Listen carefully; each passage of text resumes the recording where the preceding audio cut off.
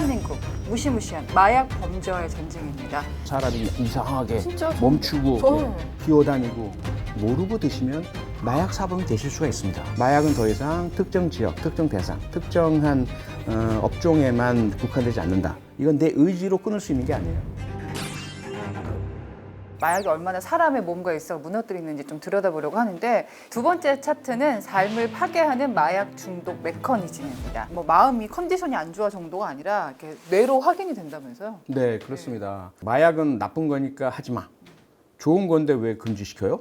이런 거라면 뭐 저도 별로 개입하지 않을 겁니다. 기호의 문제라면. 그게 아닙니다. 이 마약을 상습 복용한 사람들은요, 이 뇌 자기 공명 영상을 찍어보면 전두엽 부위가 상당히 손상돼 있습니다. 그 부분뿐만 아니라 뇌 전반적인 세포가 상당히 위축되어 있는 것이 영상에서 바로 확인이 됩니다. 전두엽이라는 부위는 인간다움을 상징하는 곳이에요. 가장 고도의 판단 능력, 도덕적, 계획적인, 전략적인 판단, 사고, 이런 것들을 모두 관장하는 게 전두엽인데, 이 부위가 마약을 복용을 하면 할수록 계속 위축된다는, 작아진다는 거죠. 인간다움을 잃어버리면 좀비처럼 되는 거네요. 그렇죠. 가장 극단적인 예가 아마 펜타닐 그 좀비 이 현상 많이 보셨을 거예요. 미국 필라델피아, 뭐 LA 이런 데서 보면 사람이 그냥 이상하게 진짜 멈추고 기어다니고, 그게 다 이 뇌가 그대로 손상됐기 때문에 일어나는 현상이거든요. 그렇기 때문에 마약은 뇌를 파괴한다. 두 번째 또 중요한 게, 왜 마약에 중독될까요? 환각 계열의 마약은요, 도파민을 엄청나게 분비시킵니다. 도파민 좋은 거 아닌가요? 우리 요새 도파민 분출 뭐 이런 여러 가지. 도파민이 필요해 막 이러잖아요. 예, 도파민 좋죠. 도파민은 기본적으로 신경 전달 물질인데요. 우리 뇌의 변연계에서 생성 분비가 되는데, 우리 인간을 기분 좋게 만드는 거예요. 쉽게 말하면 쾌감을 느끼게 만드는 것이 도파민인데, 문제는 그게 언제 우리가 쾌감을 느끼게 할까요? 내가 믿고 사랑하고 좋아하는 사람과 아주 관계가 좋을 때, 혹은 내가 열심히 노력했는데 성과가 좋을 때, 이때 확 도파민이 터져야 되는 거잖아요. 그때에 나오는 정상치를 100이라고 하잖아요. 그러면 아무런 일도 없는데 필로폰 같은 이런 마약을 딱 복용했을 때 분출되는 도파민이 거의 10배가 넘는 1200 정도가 나온다는 거죠. 견딜 수가 없겠네. 핵폭발이네, 핵폭발. 핵폭발이 일어나는 겁니다. 우리 인간이 감당할 수 없을 정도의 도파민 분비가 되는 거예요. 그 문제는 그런 어떤 쾌락을 한번 경험한다. 그 이후 어떻게 될 것인가 한번 생각을 해봐야 된다는 거죠. 제가 어디선가 읽었었는데, 그 마약에 자꾸 중독되는 이유가, 아니 의지로 끊을 수가 없는 이유가, 한번 그 환각을 경험하고 나면 너무너무 좋다는 거야, 그 쾌감이. 그러니까 그 다음에는 일상에서 느끼는 그 즐거움만 가지고는 전혀 기쁨이 없다는 거예요. 완전 저주라고 하던데요. 우리 식생활을 예로 들면, 과거에 우리가 단맛을 어떻게 느낄 수 있었을까요? 과일에서 느끼는 정도에 불과했잖아요. 그래서 인공 감미료, 설탕, 그러면서 지금 우리가 이 설탕 폭탄 들어가 있는 음료들 마실 때 얼마나 달고, 다른 것들을 마시려고 하면 밋밋해서 못 마시잖아요. 이 마약의 도파민이 그것보다 훨씬 더 강력하게 이 쾌감의 정도를 폭발로 빵 시켜내다 보니까, 일상에서 우리가 느낄 수 있는 기쁨, 이런 것들이 이젠 아무것도 아닌 거죠. 기쁘지 않은 거죠. 사는 게 사는 것 같지 않은 거죠. 그렇죠. 우리 일상에서 쾌감이 전혀 느껴지지 않다 보니 일상은 재미가 없어지는 거죠. 그리고 우울해지는 거죠. 계속해서 기분이 나쁜 상황이 계속되는 거예요. 그러다 보면 어떻게 돼요? 내가 마약을 복용했을 때의 그 터지는 도파민이 그리워지죠. 그 순간을 맛보고 싶죠. 다시 찾게 되는 거예요. 더 중요한 건 뭐냐면, 이 마약이 주는 도파민 분비의 효가 지속 시간은 무척 짧습니다. 점점 더 짧아진다고. 점점 더 짧아집니다. 그러면 나머지 시간들은 고통과 금단 증상의 부작용이 다양하게 나타나요. 땀이 많이 나기도 하고요. 내 기억 속에 있는 내가 가장 싫어했고, 내가 뭘 제일 싫어했어요? 거미, 바퀴벌레, 뱀. 좋아하세요? 싫죠. 아니, 쥐. 이런 것들이 내 몸을 막, 내 기억 속에 있는 게 내 마약의 손상으로 인한 금단 증상으로 나타나는 겁니다. 내 몸에 붙어 있는데 그 지긋지긋한 흉측한 물체가, 그걸 떼어내야 될 거 아니겠어요? 그럼 막 손으로, 손톱으로, 아니면 옆에 있는 뭐 칼 같은 걸로 자꾸 베어내는 거예요. 마약 환자들의 온 몸이 전부 상처투성인 게 그런 이유입니다. 그러면 한 번만 접해도 바로 중독돼요? 한 번만 접해도 중독이 일단 됩니다. 그 뇌에 작용을 하기 때문이고요. 이 뇌는 기억을 하죠. 일상에서는 그러한 도파민 분비를 맛보지 못하다 보니 그걸 다시 찾고 싶어지는데, 문제는 그 그 횟수가 늘어날수록 상습이 될수록 뇌의 손상 정도는 더 심해지고요. 그러다 보니까 한 번만 복용해도 중독이 시작되긴 하지만 금단하고 다시 내가 일상으로 돌아가고자 할 때는 빨리 예, 치료받고 그리고 도움받고 회복하는 그러한 노력을 할수록 회복이 더 가능해진다는 거죠. 이게 진짜 호기심이 그러면 안 되지만 호기심 때문에 내가 인생이 너무 괴롭거나 고민이 너무 심해서 한 번만 경험해보고 난 끊을 수 있어. 난 의지가 강하니까. 그런 분들이 제일 위험하죠. 처음 접할 때 모르고 되게 접하시기도 하시지만 어느 정도 의심이 가면서 더 접하잖아요. 요만큼만 해보자 뭐 이런 거 네. 있잖아요. 그때 본인의 의지력에 자신이 없는 분들은 겁나서 아우 난 안 되겠어요 라고 할 확률이 더 높고요. 본인의 의지력, 통제력에 자신감이 높은 분들은 이까짓 거 나는 담배도 끊었고 술도 끊어봤고 나는 언제든지 나를 조절할 수 있는 능력이 있어 라고 과신하는 분들이 마약을 처음 접하면 그분들이 가장 위험합니다. 왜냐하면 마약은 술이나 담배나 다른 것과 전혀 다릅니다. 이건 내 의지로 끊을 수 있는 게 아니에요. 내 뇌에 작용을 하고 도파민 분비 체계를 변화시켜 왜곡시켜 버리고 전두엽을 손상시켜 버리는데 내 의지로 그걸 바꿀 수 있나요? 전혀 그렇지 않습니다. 그래서 이 마약 중독으로부터 내 뇌를 다시 정상으로 회복하려면 첫 번째 단계에서 우선 디톡스란 걸 해야 돼요. 그러니까 내 몸에 들어와 있는 마약의 독을 해독시켜야 되는 거죠. 해독제가 있어요? 해독제 자체보다는요, 네. 시간이 필요합니다. 마약에 그런 남아있는 그런 물질 자체를 완전히 내 몸에서 빼내야 하고, 그리고 마약에 의해서 작용되는 뇌의 기능 자체가 정상으로 돌아올 때까지 마약 복용을 하지 않아야 되는 것이고요. 그 기간이 무척 힘들고 고통스럽습니다. 그래서 혼자서는 절대로 할 수가 없어요. 반드시 전문가의 도움을 받으셔야 하고, 체계적으로 단계에 따라서 이미 검증된 그러한 방식으로 진행을 하셔야 합니다. 교수님 말씀 듣는데 정말 머리가 어지럽니다. 제일 좋은 것은 예방이겠습니다만은 이미 위험에 노출된 사람이 있다면 또 신속하게 치료로 연결하는 게 매우 중요할 텐데, 자, 그러면 서울시는 어떻게 이 문제를 예방하고 또 어떤 노력을 기울이고 있는지.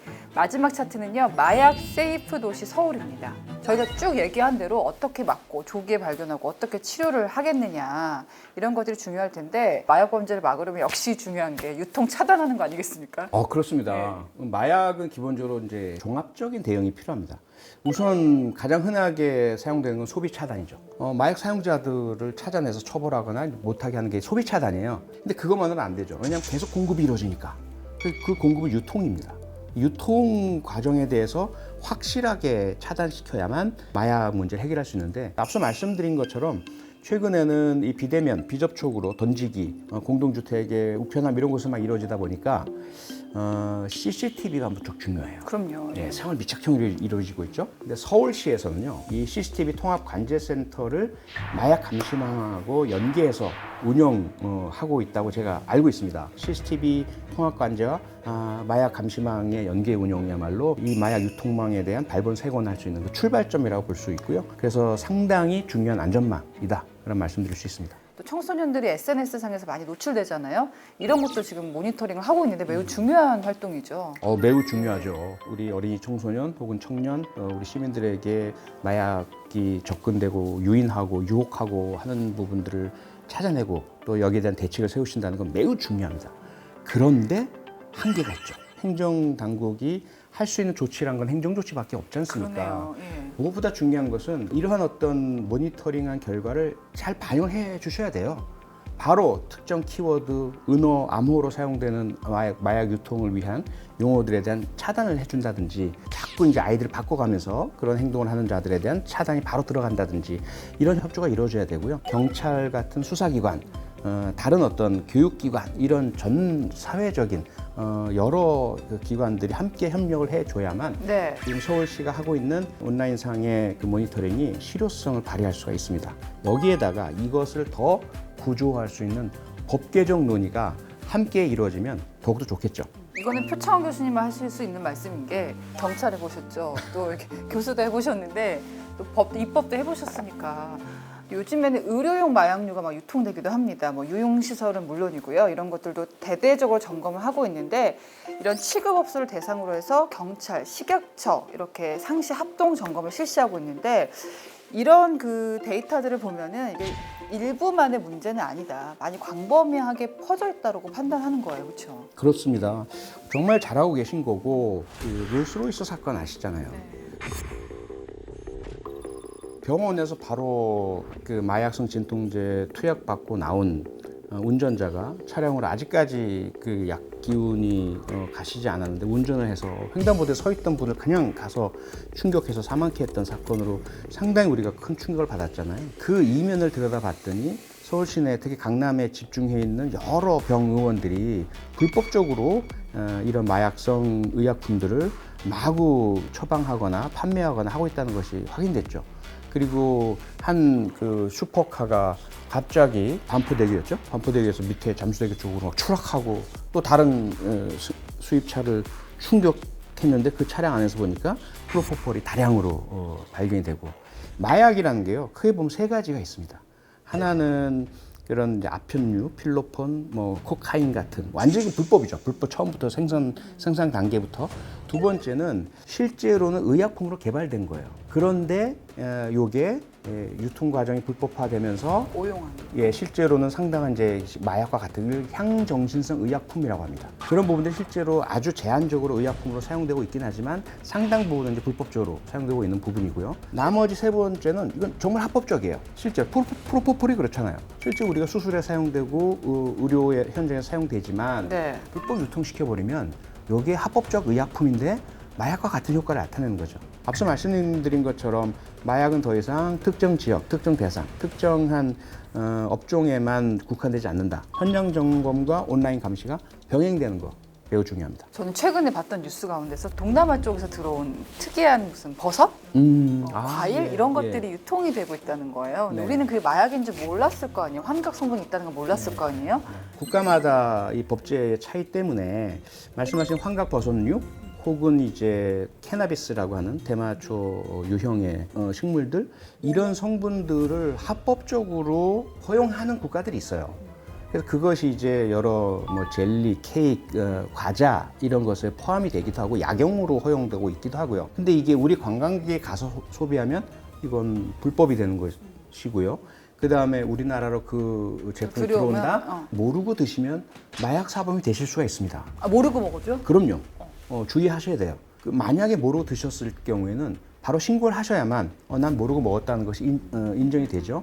그렇지 않고 모르고 먹었는데 그 기분이 좋아지는 것 같고 또 먹고 싶어? 이렇게 되시면 처음에 시작은 모르고였다고 하더라도 이미 알고 있었다라고 간주하게 되는 법적인 어떤 의미가 게시가 되기 때문에 절대로 혹시라도 지인의 권고로 혹은 누가 보내줘서 온라인상에서의 광고를 보고 직구 형태로 구매해서 드신다.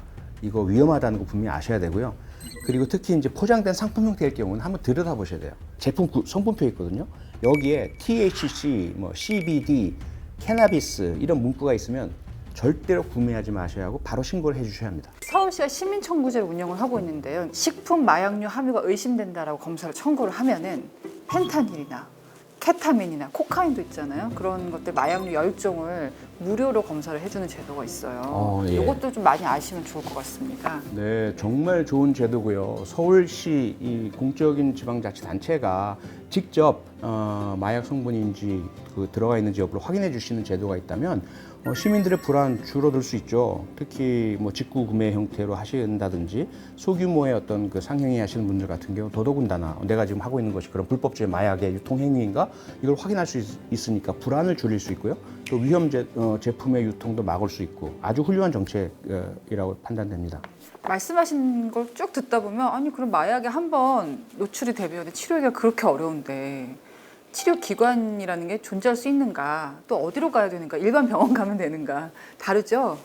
다르죠. 네. 개인정보, 신상 비밀 유지 문제이죠. 일반 병원에 가셨는데 뭐 마약 때문에 왔어요? 이렇게 되는 문제가 있을 수가 있잖아요. 예. 그러다 보니까 우리 대한민국 여기저기에는 마약 중독 치료를 위한 치료 보호 기관을 설치해서 운영하고 있습니다. 서울시 같은 경우에는요, 은평병원 안에 서울시 마약 관리 센터를 설치해 두고 있거든요. 검사부터 시작해서 입원 치료 재활까지 모든 것을 한 곳에서 원스톱 서비스가 가능하다는 겁니다. 그러다 보니까 여기에서 검사받고 저기 가서 치료받고 또 다른 곳에 가서 입원하고 이렇게 되면 중간에 못하겠어 그만둘 수도 그렇죠. 있고요. 힘들고 어렵고 번거롭고 이 모든 것들을 한 곳에서 다 해주시기 때문에 한꺼번에 모든 것들을 통합적으로 지원받으실 수 있고, 더 중요한 치료비에 대한 국가 지원도 이곳에 가시면 원활하게 받으실 수가 있습니다. 거리상이나 여러 가지 이유로 좀 허들이 있다고 생각하시는 분들도 있을 것 같아서 동행 의원을 좀 소개를 해드리고 싶은데요. 이제 동네 가까운 병원에서도 이런 상담이나 진료를 받을 수 있도록 서울시가 마련한 시스템이 있거든요.